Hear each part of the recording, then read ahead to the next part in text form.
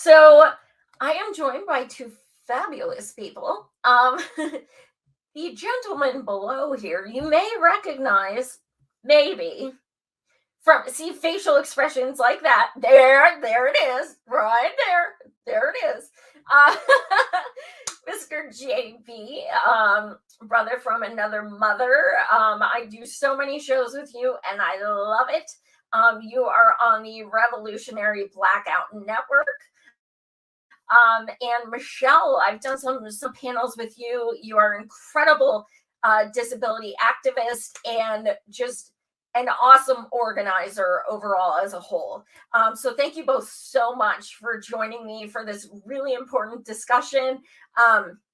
If you want to just elaborate and introduce yourselves more, we can go this way. Michelle?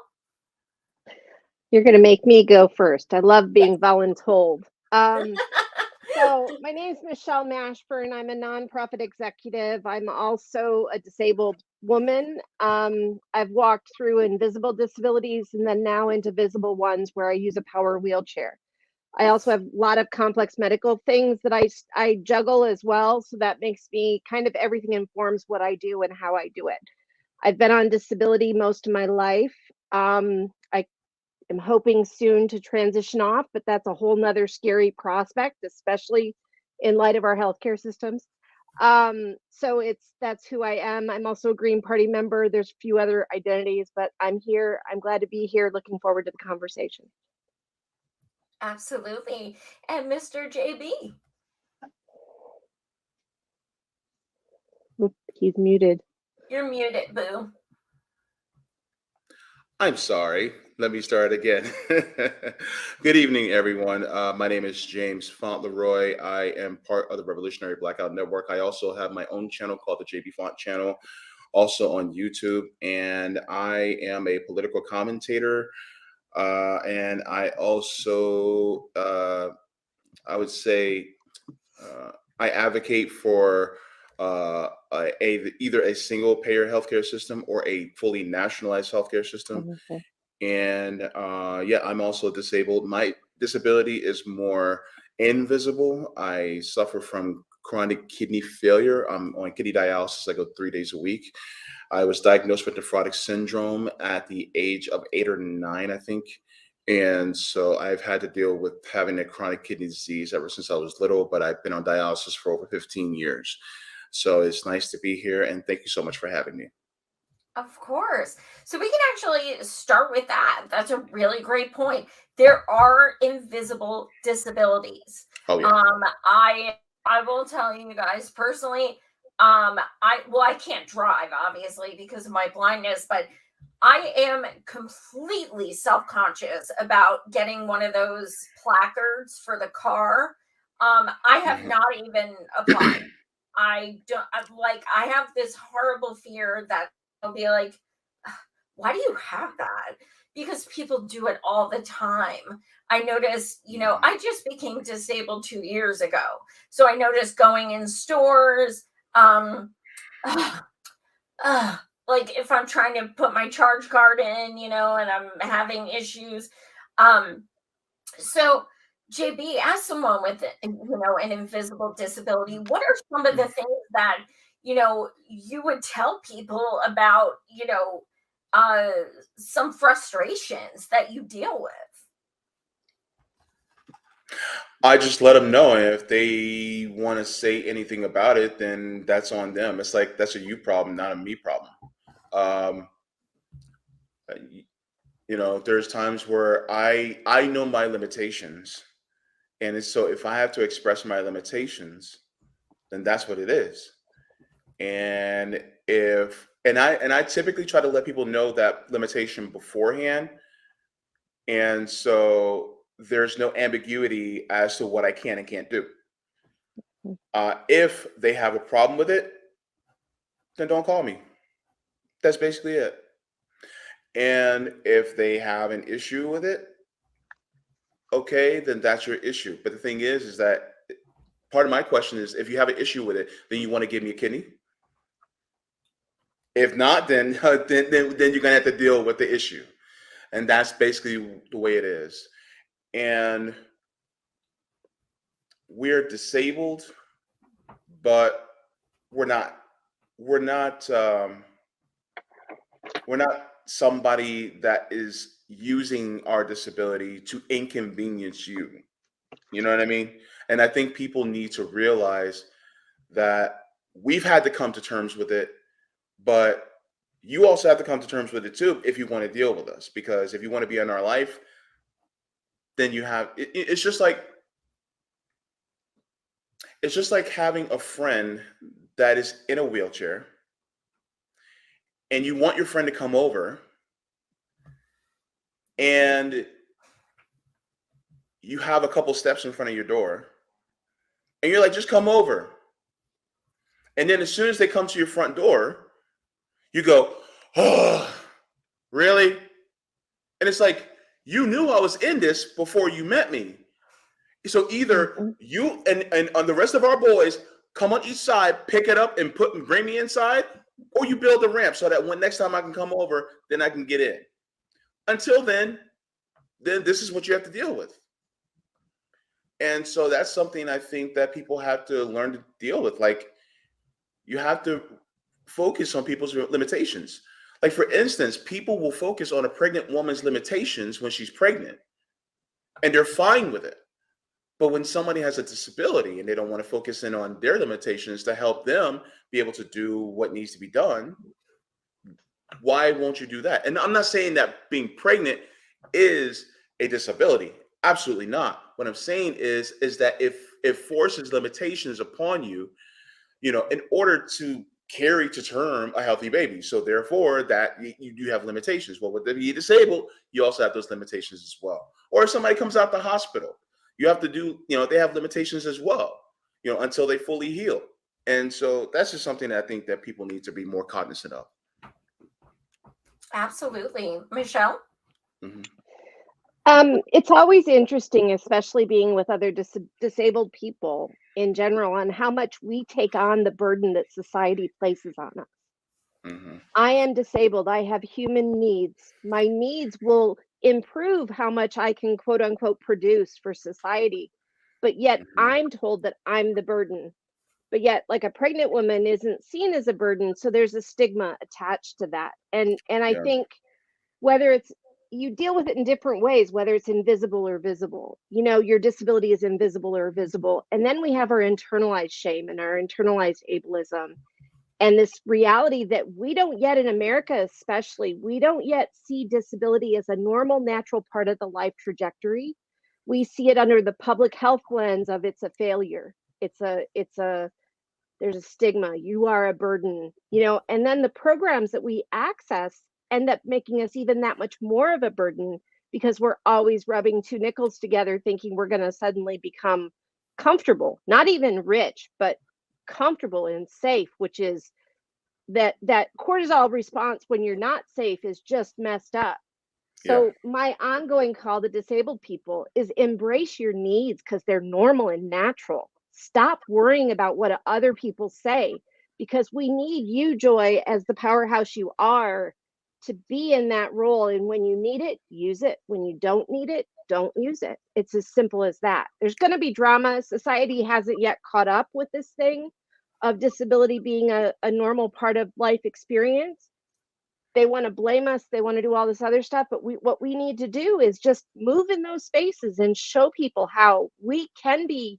If you meet my needs, if JB, I'm sure with you too, if you meet your basic needs, we can all do so much more, But when we're parsing it out and saying, oh, you're not producing enough, and the way you produce is not right because you're drooling right now, and their discomfort with their abled fragility, which is what that is their discomfort with whatever I need. My use of a chair, I see this a lot where people react to me being in the chair with a fear response because it's kind of big and I'm kind of big, and I can understand I can break a foot with my chair, but it's that ongoing thing of their fear is not my fear.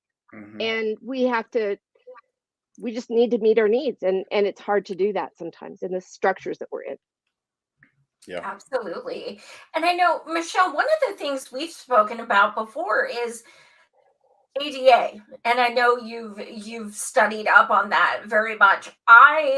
Both of you have been, in this longer than I have, but 2 years, and I am just blown away by, oh, the ADA, it's supposed to be this magical thing. They have it set up so that, there's no disparities within people with disabilities. And I'm learning that the one place I literally went online to buy, it was prescription. I had to get one of my reading devices online. They made me do a CAPTCHA or whatever the hell it is to get my reading device. So you are telling a blind person who needs a prescription to get a specific device that they have to pick out the freaking traffic lights before, like, I had to wait till my husband got home. Like, what if you don't have someone else? What if,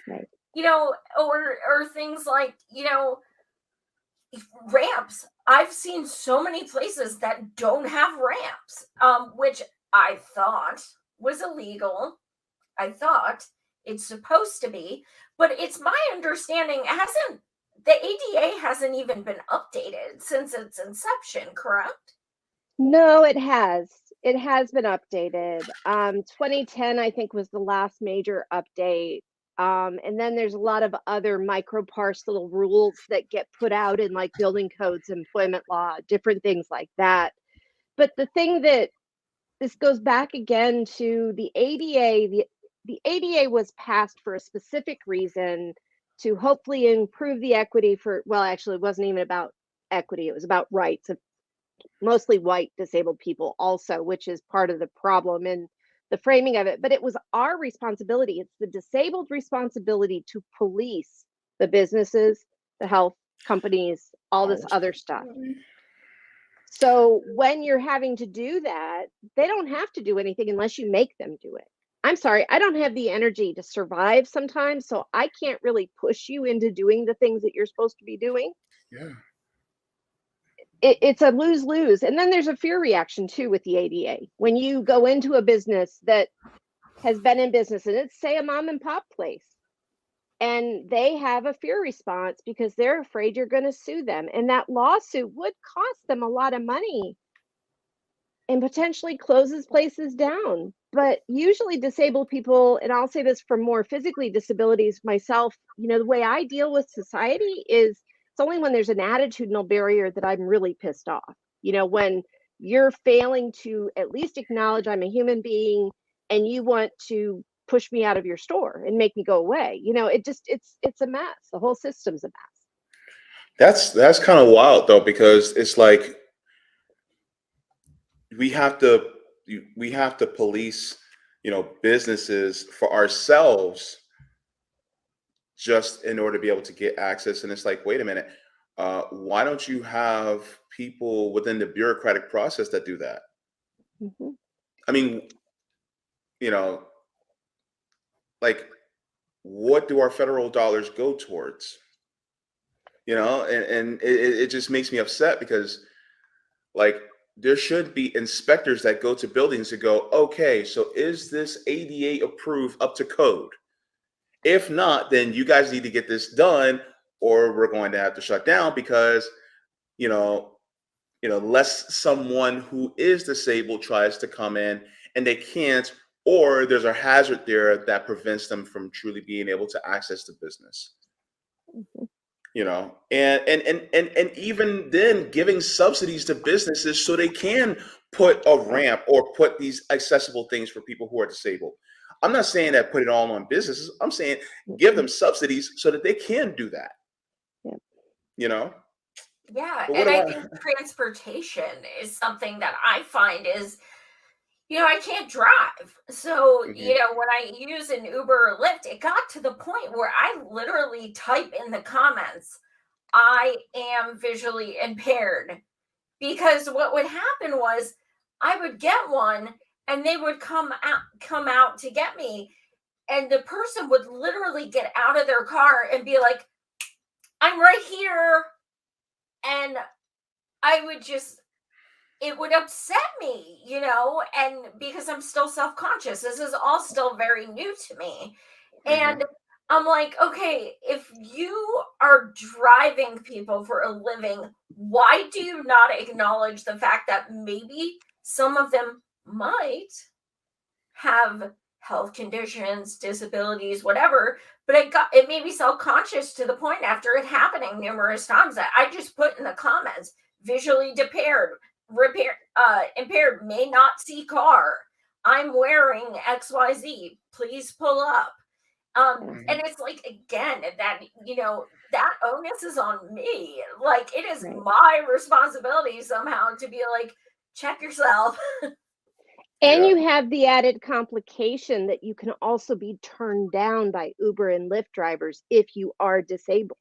Absolutely. So by disclosing that, you're also running a risk of them saying, oh, I don't want to deal with her right now. I can go take this other person. Absolutely. Yeah. Absolutely. One of the, also with transportation, have either of you dealt with anything as far as, buses, trains, anything like that? I mean, Michelle, you're in a wheelchair. I can't even fathom, like, what are some of the obstacles? So I actually had to buy a car during the pandemic. I had to buy a wheelchair accessible van because of a lot of the fear factor and the exposure and COVID and all this other stuff. The cleaning of vehicles, the paratransit system is woefully inadequate. With some states, they have their Medicaid program will pay for transportation. I have a funny story for that if you really want to hear it, because I was in the hospital, they arranged for transport home. I had my chair with me, and they just called the medical transport company without telling them I had a wheelchair. So they had to lift my wheelchair up into a second ambulance transport vehicle, and my chair weighs like 300 pounds because it's a complex rehab chair and all this other stuff. And this was done in a hospital, mind you. Oh my God. So it's like, okay, I'm supposed to rely on this system that doesn't help me very much. And it forced me into a point where, and I'm currently struggling because I also lost my mother recently. So, I'm struggling to make ends meet because my mom was still here. Bought this van. I loaned it out to the hilt because wheelchair accessible vans are $60,000 used, actually. So, here I have a 10-year loan on a van, and my mother passed away, so that income stream is no longer here. And it's always this balancing act. So it's not one thing or the other. It's that you have to fine tune your balance. Because any day being in a wheelchair, I go to my medical provider place during COVID, they had barred the wheelchair accessible entry point to put their COVID clinic right there for COVID testing.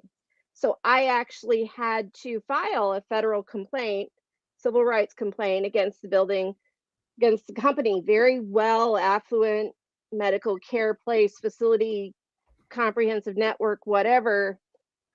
They could not figure out why they were blocking me because they needed the space. They didn't want to think about me. They didn't want to think about disabled access because, you guys can do virtual, whatever, So these issues are all complex, but I go into my medical provider, they have their cart in the wheelchair seating spot. So I have to go take up 3 chairs, which people look at me sideways for doing, in order to have a space to be out of the way, more or less, or at least not having people run into me all the time.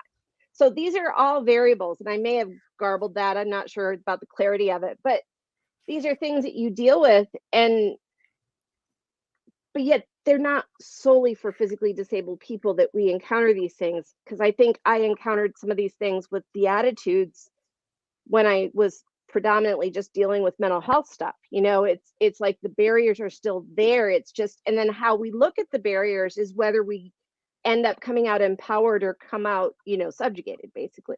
So yeah, absolutely. And oh my gosh, on that, before I get to JB, oh my gosh, like, why does this stuff even shock me? But that is mind blowing. Also, let me just say this before I forget.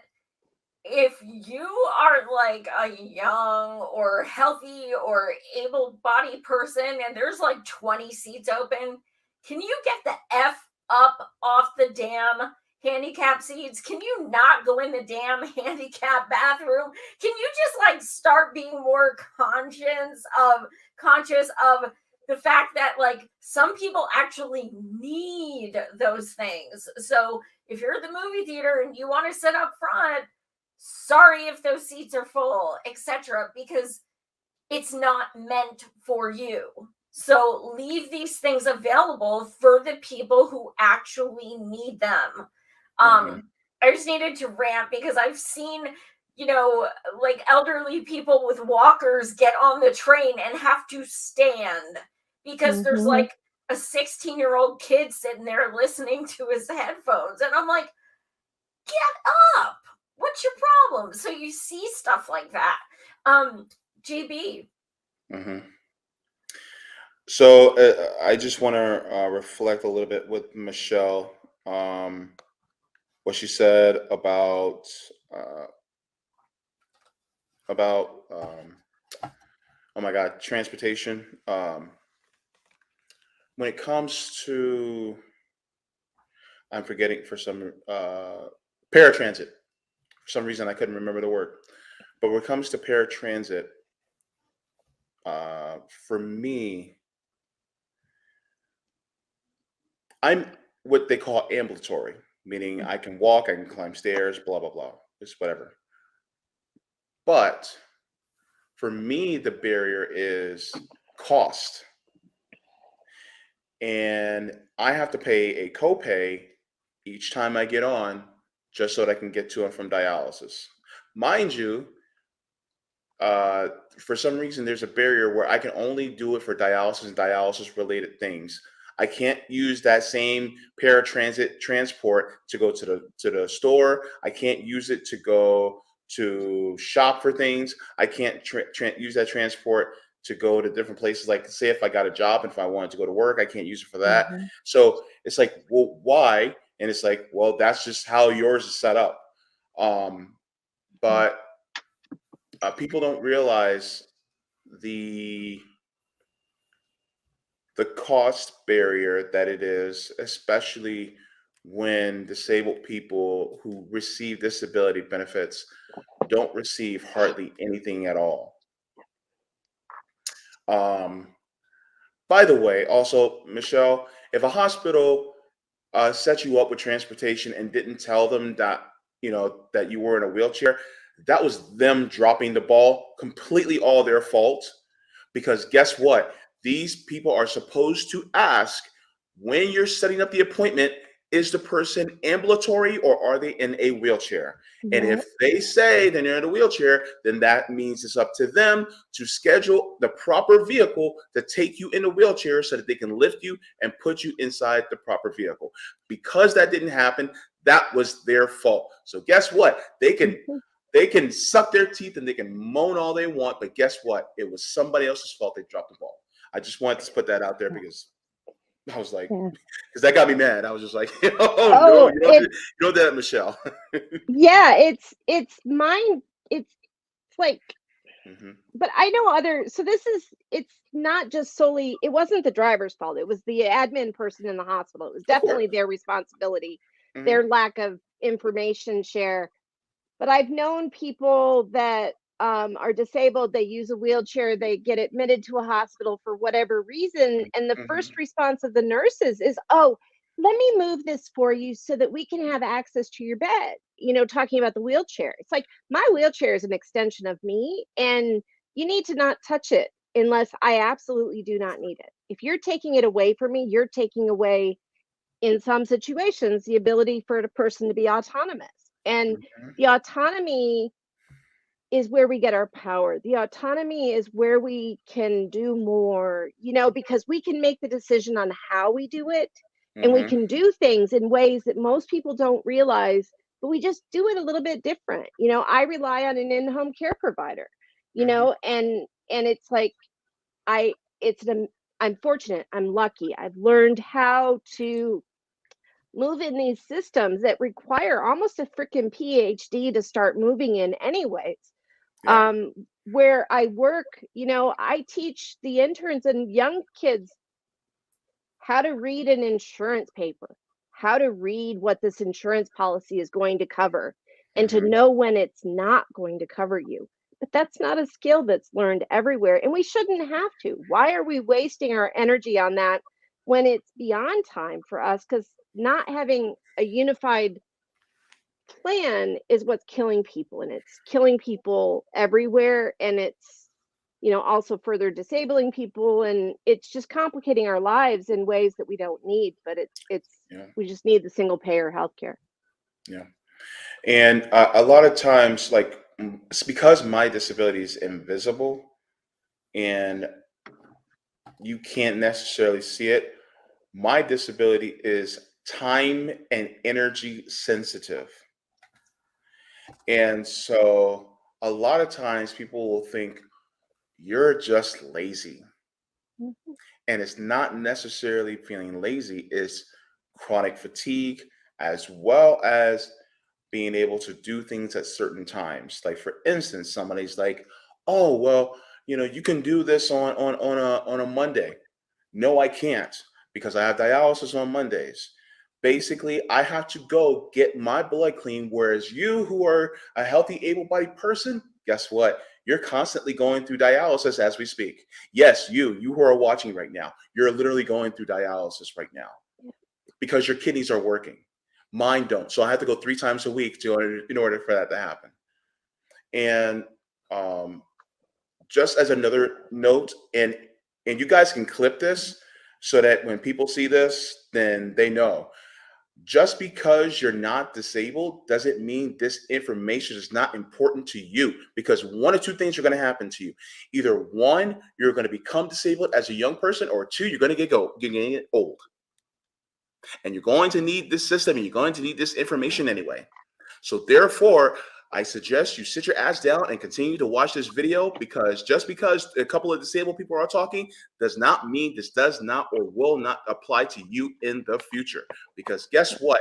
Disability happens either one or two ways. Either it happens either from a health or accident, or it happens from old age, and you're going to have it one way or the other.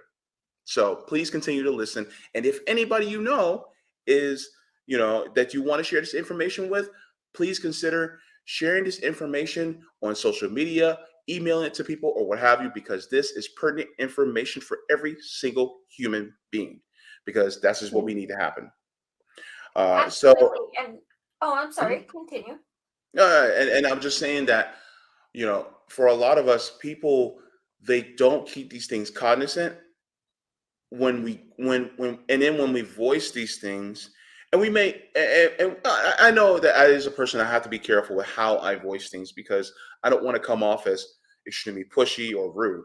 But at the same time, realize that when we're voicing these things, it is deeply important, especially when we tell people about our limitations, because when we don't, because when they don't listen, then they're sit there going like, "What's wrong with you?" And we're like, "Look, this is what's going on. You have to be cognizant of this, because if not, then you really can't deal with us. And in order for us to function in society, and if you have to deal with us." So that's just what I want to say. Absolutely. And on that, I kind of want to bring up this point. When I was in high school, our health class, or whatever you want to say, we never talked about disabilities ever. No, Like, no, we never did. never even mentioned it. And, you know, needing a cane for the first time, it's a white cane. Most people know white is for blindness. Um, I'm telling you, when I bring my cane places, kids literally step over it. Literally, don't walk out of the way. They step over it. I've bumped into kids, and people, but kids so many times, because I'm just walking. They're completely oblivious. They just stand there looking at me, and I'm like, parents need to teach their kids about disabilities and about being aware of these things. Like, I try to tell kids when they stare or they do stuff like that, white cane means blindness. Please be more cognizant of your surroundings. But we don't learn about that in health class. So really it comes down to the parents. Parents need to educate their children. You may see someone in a wheelchair or with a cane or what have you. And we just need to do a better job as Americans by educating people that not to stare and to be more aware of their surroundings. So we can go around again. Michelle? I think that there's a lot of cultural variables in play when you start to be a disabled person out in society. For me, I'll be, going towards somebody and they pull their kids closer to them because they're afraid, that fear response. Also, I don't know what it is, but when I first got in the chair, it was like I could not figure out which way people were going to walk, because they'd walk and they'd see me and they'd shift. And then they walk right by me, and I'm like going, if you guys just would let me go, I'd be fine. Just ignore me. Just pretend I'm not here. Yeah. So there's that, schools that we have to also remember, the disability funding in schools is not 100% funded.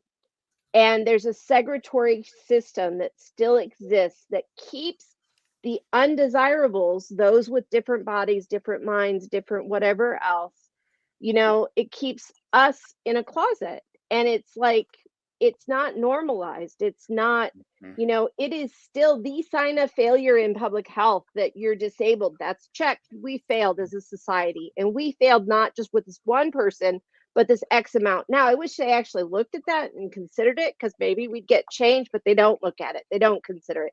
It's like, oh, you're the failure. I'm not the failure. You're the failure. And you're too tired and you need too much and you do this and you do that. But and we have to educate ourselves and educate other people.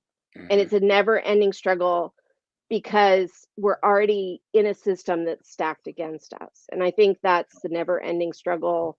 The stigma attached to the human needs that we might have is huge. It took me years to deprogram my mind to where I wasn't embarrassed that I needed an in-home care person. It took me years to reach that point. Through my work, I realized if you have a community that does collective access, your world changes. You change in a way that I couldn't. I mean, I always blamed myself for my mental health stuff. I didn't realize that my mental health stuff actually stemmed from a disconnect from a community of care or community of support. So it's like, but that's what the cult of individualism in the United States says, is we're all responsible. It's our responsibility to do everything, to meet the needs of everybody around us, and to bring home enough money to support ourselves. We have to shift from that. We really need to realize that disability is a part of life. And if we plan for those most at risk and most impacted, we can actually make it better for everybody. We'd be done with the pandemic right now if we actually listened to disabled people early on. If we actually met those needs, we would have met everybody's needs. So. Yeah, I just wanted to add something. And to anybody that's watching right now, let me ask you a question. Those of you who are able-bodied and, have that do not suffer, well, I shouldn't say it that way, but do not have a intellectual disability. Have you ever been in class with someone who just physically they had a disability? They were in a wheelchair, they were in a walker, something like that. I'm because typically, kids who have intellectual disabilities, they're in a different class, things like that, right? But what if you are just physically disabled? Have you seen that person in the same class as you? Have you seen that person in a wheelchair in your class or in a walker in your class? And now you're asking yourself that question. Why? Because I know people who are in wheelchairs and, they're neurotypical, and yet Sometimes I'll see them in school, but they're never in any of my classes. And it's like, why? Because I mean, mentally, we're all, at the same level. We're at the same thing, but for some reason, you never see us around them. And then you start to realize that the system tends to take people like us and moves us to the side, moves us out of the way, right? And so it's something to think about, you know. I remember when I was in fifth grade, I had my fifth grade teacher, Mrs. Youngblood, really sweet lady. She got into a car accident and it affected her legs. After some recovery, she was still in a wheelchair. She came back to our school in a wheelchair. Guess what? We took care of her. Whenever we went out to recess, whenever we went to lunch, whenever we went to the bathroom, whose turn it is to, we would all fight for a turn to push Mrs. Youngblood in the wheelchair down the hall. I think that's something that we all should have, like a kind of mentality within ourselves, to look at it as a privilege to help take care of people who might be disabled, who might need some more help from the community. Because when the community comes together, then we all thrive, just like what Michelle said. Absolutely.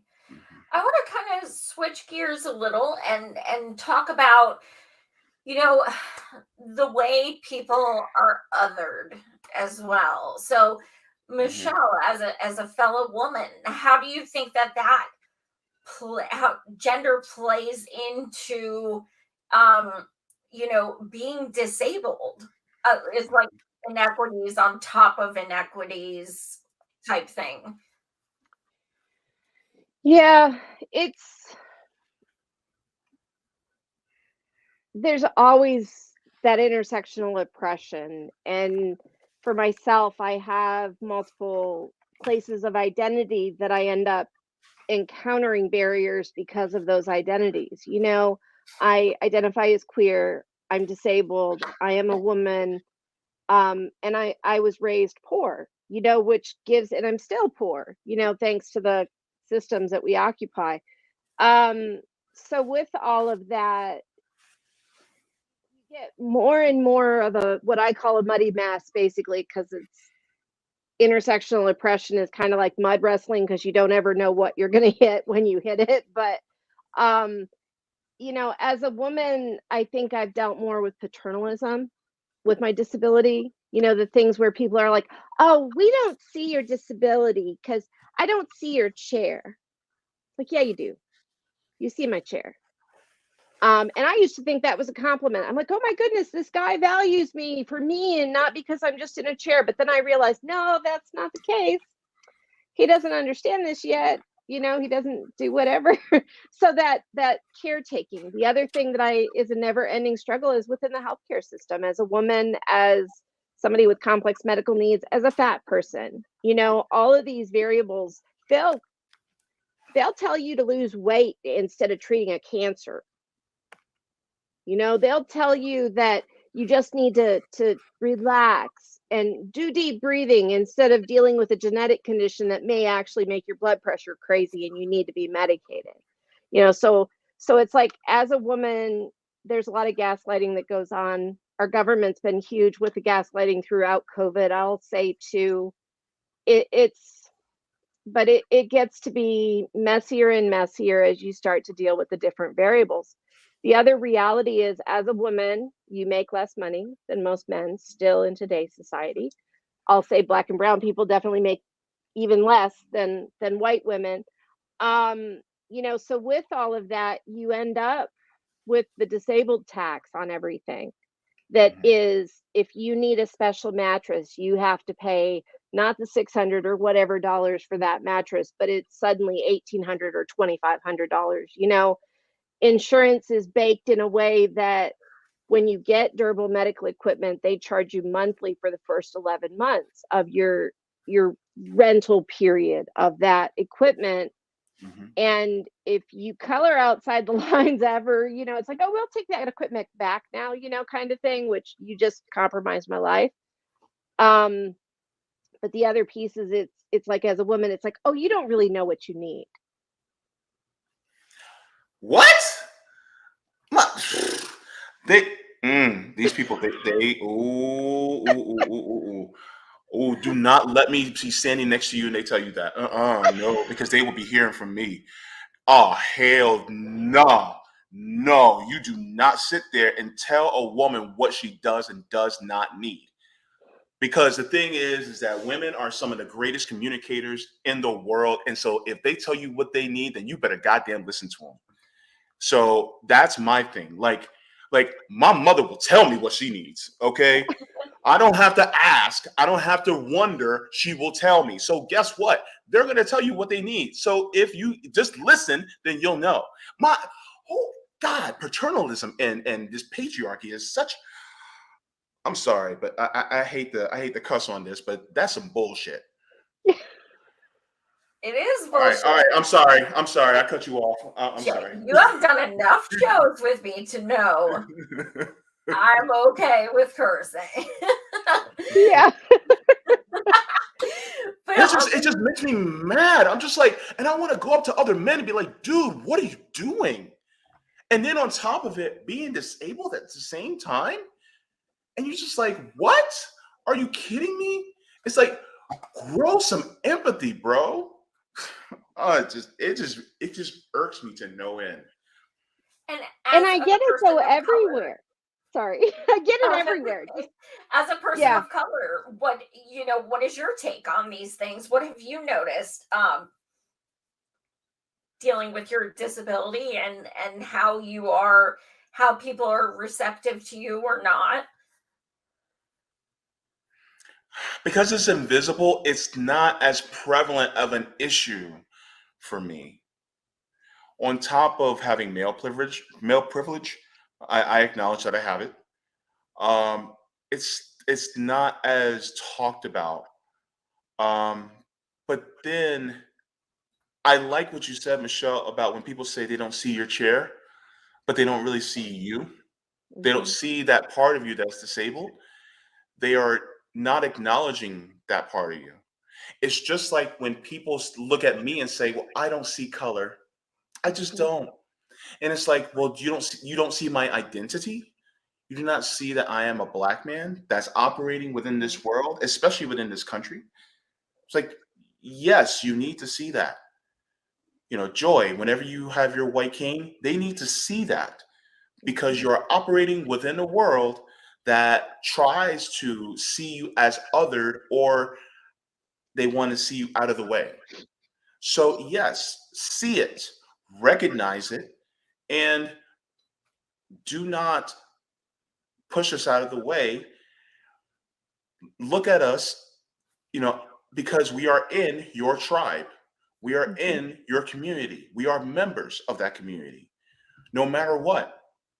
And so that's the one thing though that I can say that I guess I'm kind of grateful for, is that because it's kind of a catch-22, because they don't see your disability, so they think you're quote unquote normal, but then they do see your disability, and then they either sometimes forget your limitations, because sometimes the people will want to have a full-on conversation after I get off of dialysis, and I'm like, I'm sorry, I just can't do it because I'm exhausted. And the funny thing about being on dialysis is that sometimes mentally it'll affect me, where my brain will become very foggy, and I'll start forgetting words. Like I forgot a couple words earlier today, and so the exhaustion and fatigue happens. And so it's difficult, and sometimes I'll get asked to be, on a panel on a dialysis day. And so I'm just like, I'm sorry, I have to decline, but I can't expect everybody to remember my dialysis days because, they can't remember. But, it's just, you have to continuously let people know. You have to remind them all the time of your disability, versus somebody who has a physical disability. They don't have to remind people that much. So it's kind of a catch-22. Michelle, I see you. I was going to add too that the physical, so there's a hierarchy of disability within the disability community. And then I'll also say there's a hierarchy of disability outside of the disability community, in the sense that people, they're not supports for people, and those supports often are not necessarily medicalized, in the sense that you can use insurance to pay for this service or that service. Or there's so much gatekeeping that goes on that you have to, I recently qualified finally for an insulin pump because I'm a type 2 diabetic and I've used insulin for a number of years. I've always been well controlled, but it was a 6-month process to get approved for an insulin pump because of one blood test result that came back abnormal, that they then said the doctor didn't order the right test result, so I had to repeat it. And the second time it came back just barely into the normal range. So these hoops and loops and the hierarchy and all of this other stuff, it comes together and it creates a lot of complex situations and complex realities.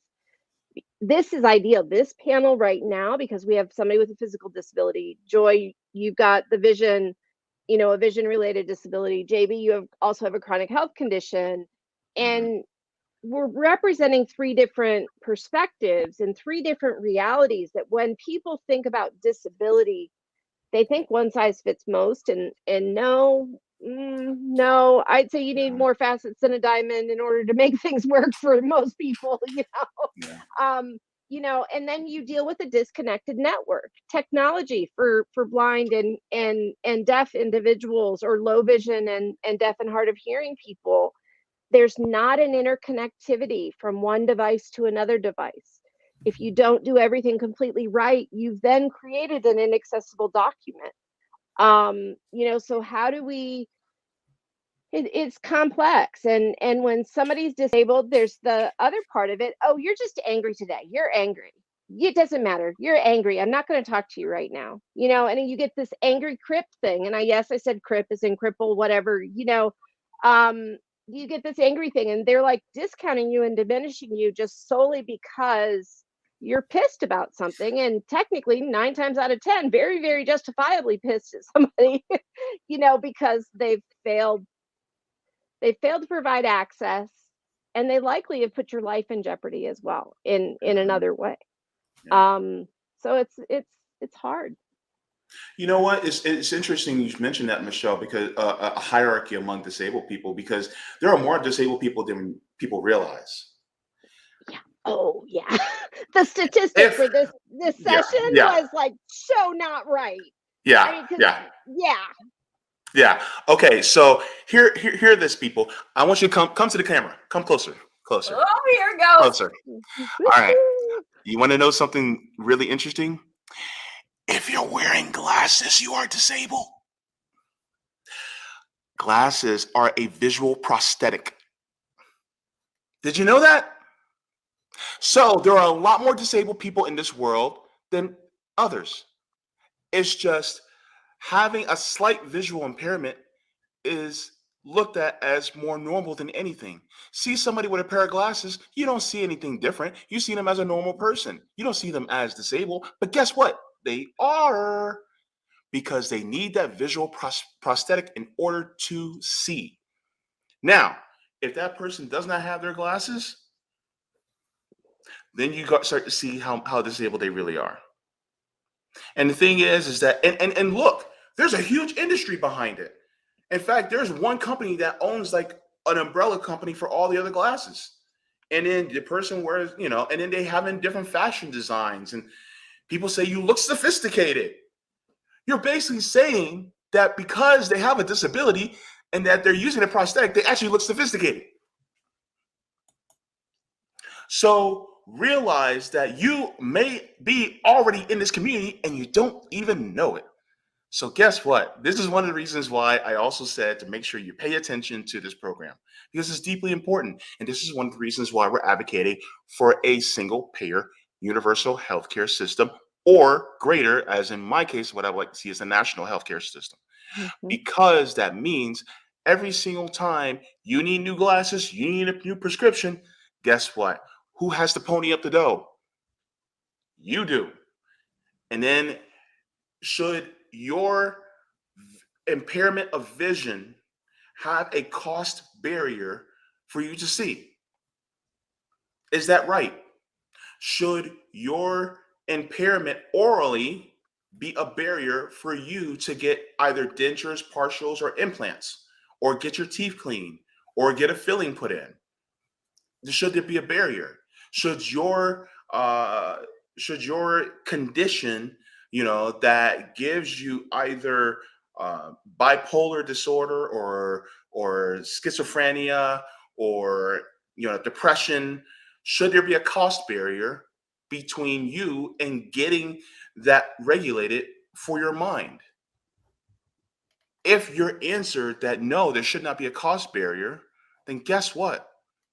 This is one of the reasons why we should have the same exact system, well, not the same exact system, but we should have a similar system to all the other developed nations across the world. I think that it's the humane thing to do. It is. Anything less is violence. That's the only way. It's the only term, violence. And if you guys have not seen it, any viewers, last night I shared an exclusive interview I did with Larry Sanders, Bernard's brother. He was the healthcare spokesperson for the UK Green Party. So we had a really amazing discussion about the NHS. And then afterwards, I showed a video Cavernacle, commentator from the UK, made for us about his experience with the NHS. So National Improved Medicare for All is here. And NHS is here. And we're going to have to keep fighting regardless. I mean, this will never be over. But at the same time, this needs to happen, period. Like now, not state by state, not incremental, not means tested, not all that stuff. Now, everybody in, nobody out, period. I also want to talk about Social Security disability. I recently went through it. Holy shit. Oh yeah. My God. That in itself was traumatic. So you become disabled, and the disability, the trauma of the disability is exacerbated by filling out 18,000 pages of paperwork. Written this big, mind you. I'm like, that's a kind of ableist in itself. And you are breaking up doctor bills, mortgage, everything in the meantime, because even though I had insurance the whole time, what does that matter if I have literally zero income? Because you can't have income when you're applying.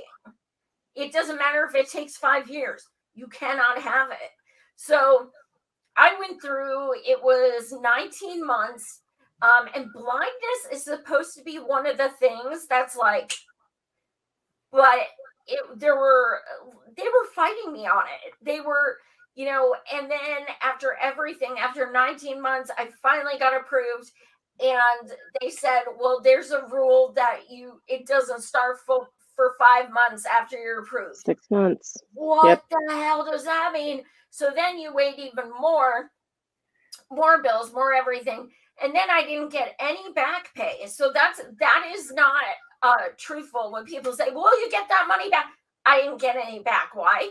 Because they tried to say that my blindness occurred the month that I got approved, not 2 years ago when it actually happened. And when my doctor stated it happened, when the medical documentation showed it happened, when my surgeries actually occurred, not then, when I was approved, was apparently when it started. Wow. So I got zero back pay. So all that money, bye-bye 401k, you don't know what to do. So you just do anything necessary. Thankfully, my husband works full-time. but it was hard. I mean, 19 months. And plus, I'm one of those people, I need to work. I need to feel I'm contributing.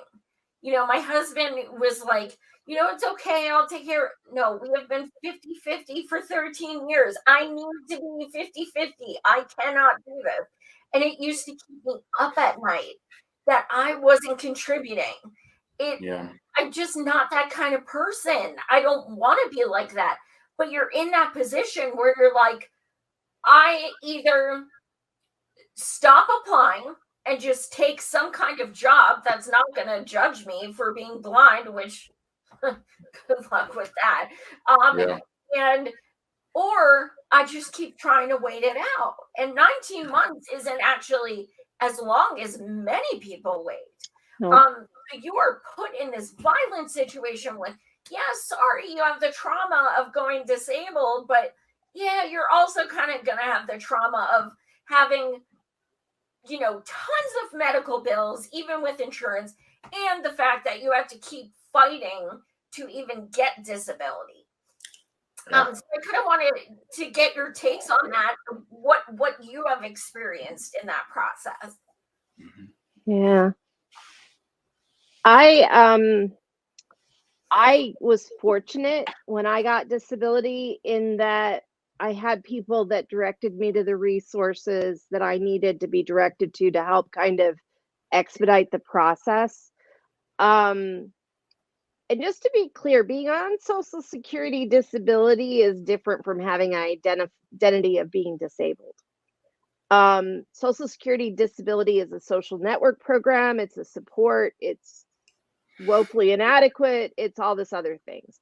Doesn't matter if I'm on disability or not. And this kind of goes back to what JB had said before too about, hey, people, listen, because we'll all experience disability at one point or another.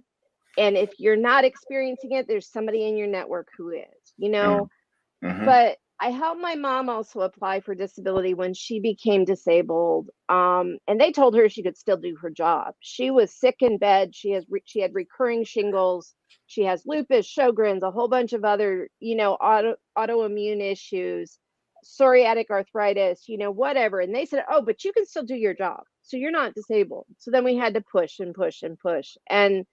But the thing about this too, the other thing is it took me years to realize it wasn't my fault that I panicked every time I got my damn forms to fill out to justify again that I was disabled to these people, even without working, without making what's called substantially gainful activity of employment, even without all of those things, it's those forms would throw me into a panic attack beyond, and I would just shut down. And there were a few times shut down to the extent that I had to check myself into a hospital, a mental health hospital, because I became suicidal and overwhelmed and, I needed the extra supports. But they're scary. And during the last president, there were initiatives that were getting put forward that were even more scary about mandating those forms again on an annual basis for certain people over others. And you can bet that these people weren't doing anything fraudulent, but they still needed their benefits, but the government wanted to knock them off the roll. And then what are we to do? Because for most of us, it's not like we're gaming the system. They don't give me enough to game the system on what they give me. Yeah, they don't. Yeah. But, and it's the education level, the awareness level. Disabled people are not on the radar. It should be, everybody should be on the radar, but disability is still, most people on disability, even those with blind or low vision, they did not receive the same amount as people receiving the extra $600 a week in their unemployment checks for most of the pandemic. And let's remember that I'm not disabled by my body. I'm disabled by society and the structural barriers and the things that exist. So my disability is impacted by what everybody else does more than it is by my internal process, because I have some control over that, or I have some semblance of a understanding of that.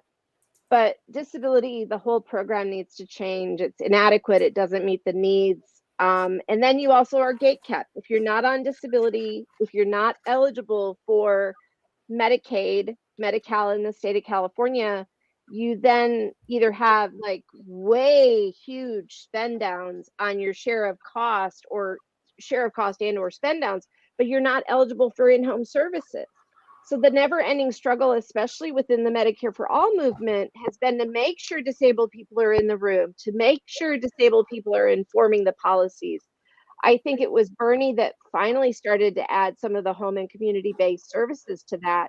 Everybody benefits from home and community-based services. We need to get over this thing of it's only disabled people that benefit from this, you know? Mhm. Yeah, this whole thing, it's clear that when the ADA, not the ADA, but when disability benefits were created, were there any disabled people actually in the room when it came to the processes of getting these things done? I don't really think they were. I made a tweet of, what was it, over a week ago? Yeah, it was a little over 2 weeks ago. And I asked this question on Twitter, and I'm gonna read it right here. I said, question: why are people who receive disability benefits not automatically enrolled in Section 8? Thank you. Easy solution. That's a question that I'm asking. I ask people. Look, I got almost 1,000 likes just from this one. And the crazy part is, it's like, okay, so when it comes to what a true living income is, you don't give it to us on disability. I get the equivalent of what would equal to 750 an hour per month. That's it. Yeah, that's it. If you take what you get on disability and then you divide it by 160, which is 40 hours a week, four times a month is 160 hours, and that'll give you how much you get. With that being said, I know what it's like to lose your disability because you're trying to supplement your income. And I lost my disability back in 2019 because I tried to get a job. I had a job and I tried to supplement my income because it just wasn't enough. And come to find out, because I didn't know this, that if you make 1 penny above the approved amount that you're supposed to earn, then they take your entire disability away completely. It's not prorated, it's not anything like that. It is your entire thing away. And so, guess what? Your entire means of survival, your primary source of income, gone. And so I panicked. I had to create a GoFundMe just so that I can help make the rent, right? Because my mom, she's also receiving just Social Security, and myself, and that's it. We don't have enough to live on our own. And so I had to do that. And to this day, I still have a GoFundMe just to help out with, daily expenses, just so that I can survive. Because Social Security disability is wholly, when we say wholly inadequate, we're meaning that even if it was the equivalent of $15 an hour we get a month, that would be a huge boom to us. It's not, it's not even half of that for some of us. We are literally living in poverty. And some of us we try to work, and then we can only do so much. Or some of us, you know, uh, we can't work, or it's very difficult for us to work because we have a time sensitivity or an energy sensitivity. So it makes it even more difficult for us. And people say, oh, well, you get free money from the government. It's not free, because if you pay taxes, it's not free. And uh, one more thing, when it comes to the disability benefits that we get, because they're wholly inadequate, here's the thing that I hate. Did you know that the people that you are only, if you're only taxed on Social Security, uh, taxed income up to 100, and I think it's $143,000 of your income.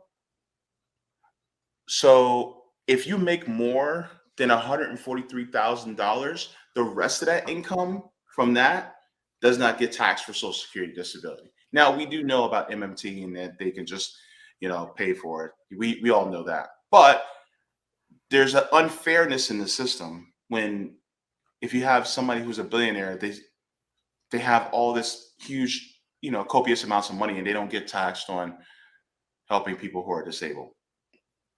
So it's just, Congress makes more than that. Coincidence?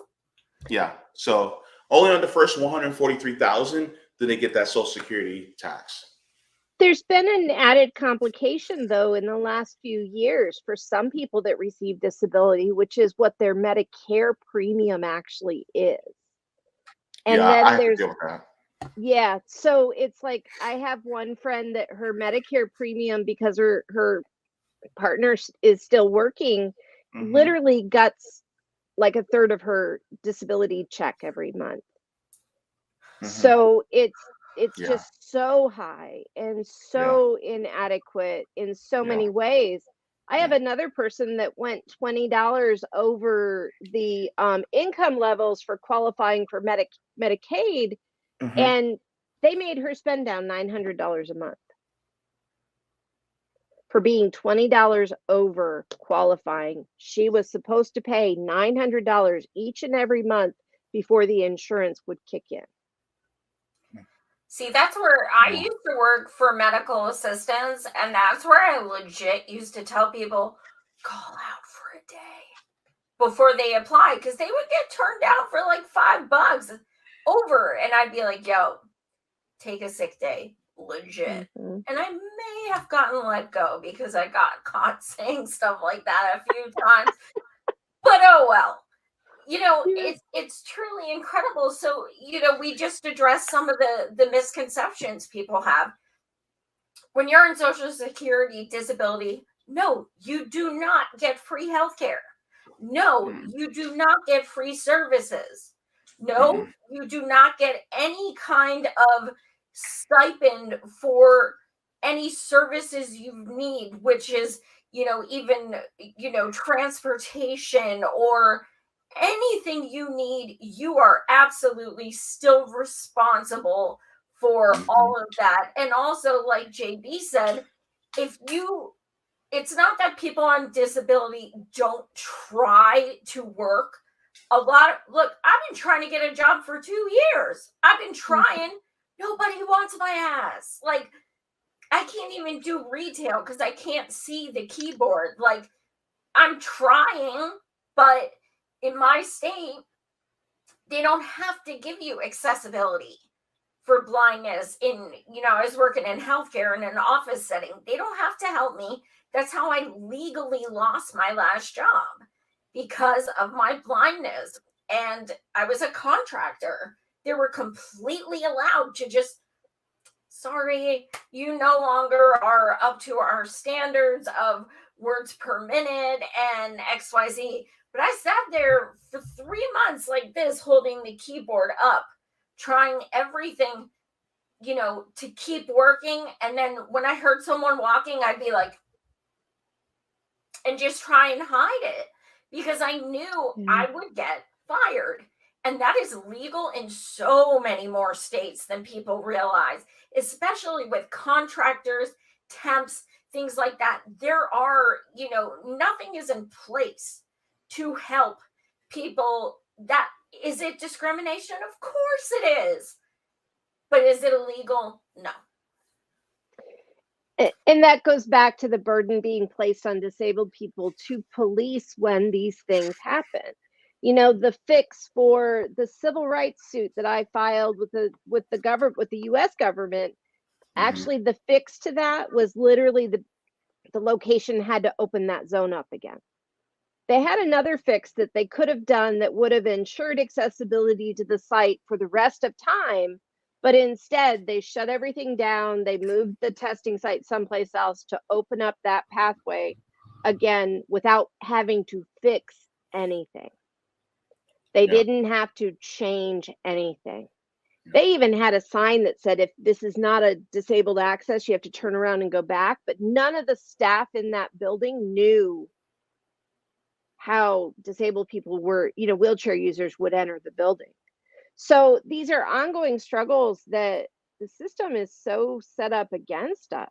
It's hard. And we're seen as the burden when it's like, literally, if I didn't have to prove that you just discriminated against me, I could have this job that I'm more than qualified for, but you don't want me around because your office is packed too full and my wheelchair wouldn't easily maneuver. And I mean, where I work now, I've created a space, but yet like yesterday, I broke my copy machine. So I spun around and I hit the copy machine and I kind of shattered part of the front cover. It's cosmetic, but it's still, I do that. Because society's not built in a way, even when it is more structured in a way that will meet my needs, it still is hard. And there still are these realities of things that happen. And the discrimination part is spot on because you have to prove it. It doesn't matter that it happened. What matters is if you can prove it. Mm-hmm. And just another point I wanted to tell, and this isn't necessarily going after any particular politician, but this is something that I want anybody who is listening to this to keep in mind. In 2020, Bernie Sanders had a disability bill that would increase the amount that people on disability got, and it worked out to about $200 more per year. $200 does not help us that much per year on disability. If you truly want to give disabled people a better life, you would make it at least equivalent to that of a living wage. Because there are a lot of us who, look, all right, real talk, I'm 37, almost 38 years old, and my mother lives with me. I love my mama. But at 37, 38 years old, I would like to have my own spot. Now, either give me a subsidy so that I can be able to have my own place, like Section 8, or raise the benefit rate of Social Security disability. One of the two. Because, and then I don't want to hear people say, oh, well, it's just too expensive because we can't do it. No. You guys got enough money for those wars. You guys just approved billions of dollars to send to Ukraine, but yet you can't approve the money for us to have, a living income on Social Security disability. So no, I don't buy it. We actually do have enough money in this, and I didn't even get to the $4 trillion that was spent during the beginning of the pandemic to prop up the stock market. But I digress. But still, like, if you're trying to make life better for those of us disabled, please go well beyond that $200 per year, because it definitely wasn't enough. And yeah, Bernie was somebody who did it, $200 per year. And there's many other politicians who are saying that, oh, we'll raise Social Security disability benefit. It's not enough. I want to didn't know that. I'm going to have to look into that. I had no idea about that bill. Yeah. I want to also state one other thing, and part of this is tagged on to listening both of you talk too. The system is working the way it's designed to work because the US is based on eugenics for disabled people in typical. In general, when you're disabled, you're so othered and so far on that trajectory that there's so much eugenics, racism, and capitalism are baked into our systems. So the system works exactly how it's supposed to work. That's true. And that is to kill me because I am not valued as a disabled person.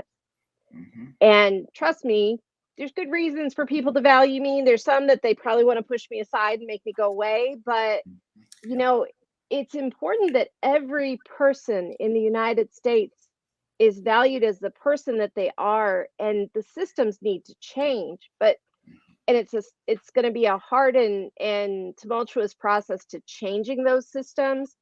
I've been able to witness it somewhat here in my county through, you know, getting a disability equity and inclusion pledge adopted. But because disability rights is not disability equity. And we, as disabled people, we also have to realize that. What do we need True. for equity? And equity is important. How many DEI, diversity, equity, inclusion, and my cat was kind of trying to use my leg there. Diversity, equity, inclusion things fail to include disability. You know, and it's hard every time those doors are shut, every time it's slammed in my face that it's okay that you're disabled as long as you stay in that corner and you eat the food pantry food and you deal with whatever it is that you're given and be thankful for that. Thank us for that ADA accessible toilet that we made in 2020 that you didn't have before then, you know? And these things are the things that everybody needs to stop and realize that the system that they love, the system that they see so much value in, is killing me. It's killing disabled people. It's killing the autistic person next to me. It's killing you, especially an adult onset autism. They can't get the services funded that they need because it's not thought about. Yep. So True. all of these variables, the system works exactly how it is. You start looking into the history of eugenics in the United States. Germany based their program off the US's eugenics policies. Yep. So if you're ever talking with a disabled person, listen and stop thinking with what you know. Think with your heart, see with your eyes, hear with your ears, and just realize together we're going to do more than what we can apart. And I have solutions that, and Joy, you have solutions, and JB, you have solutions that we learned the hard way because we needed to be different. We needed to take something that was inadequate and make it enough. Yeah. And so we have to do this work. And the statistic for disability, the most recent one that I've seen through the pandemic, is 1 in 3 people. Yes. Yep. 30%, more than 30% of the US population is impacted by a disabling condition and or disabling medical issues that, you know, that is leaving them behind, making them have to work doubly hard. Yeah. So Absolutely. we just have to come together.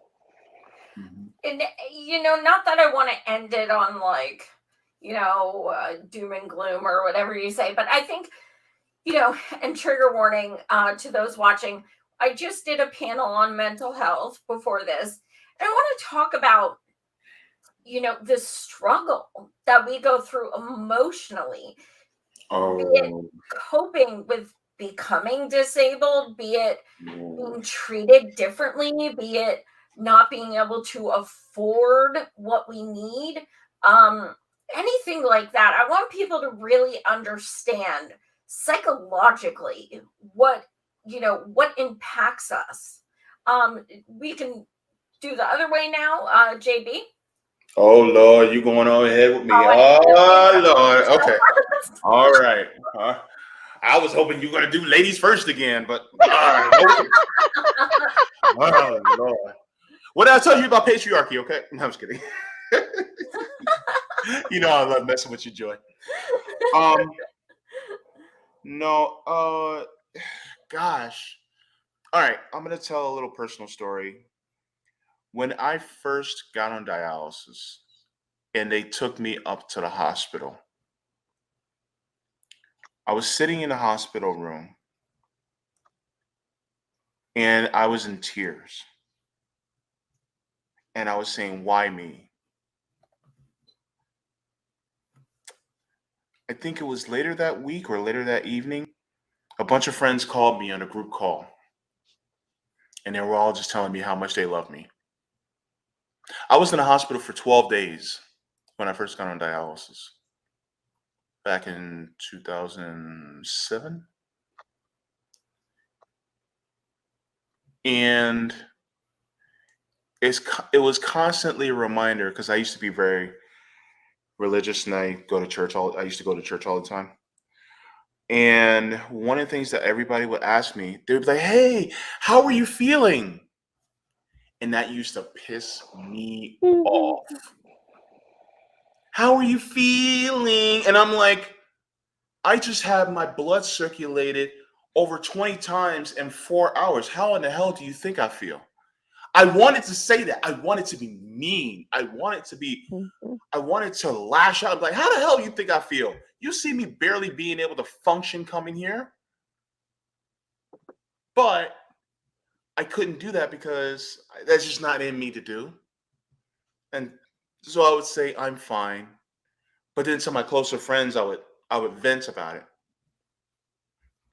And you get to a point where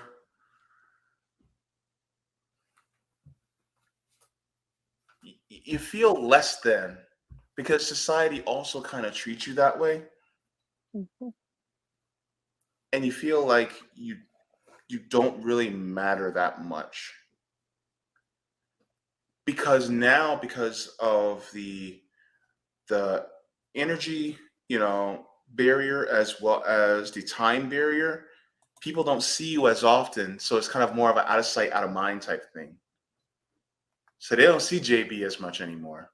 So therefore, they don't think of him as much anymore. Or if they're having a little gathering or a party or something like that, they don't invite JB over because they forget about you. And so that affects you even more. And so it's tough because you want people to know about your limitations, but you don't want those limitations to cut you off from society. And that's what I've still been dealing with down to this day. I just learned how to maneuver through it a little bit better and to accept those limitations and make sure those are, vocalized as much as possible. But it's still tough,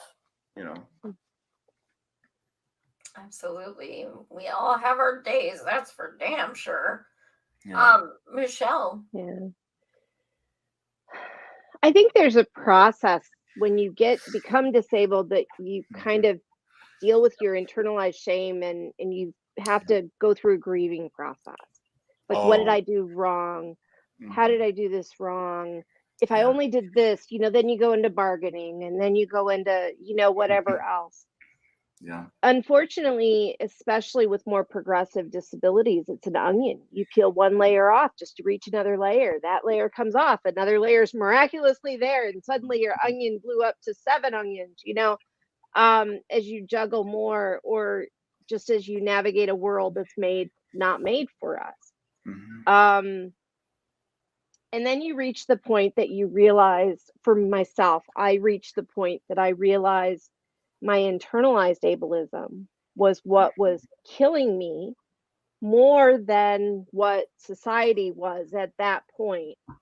It shifted my point of reference. It shifted the realities. I learned so much from other disabled people that is beautiful in what they do and how they do it, and it's like, how dare you say this person isn't enough?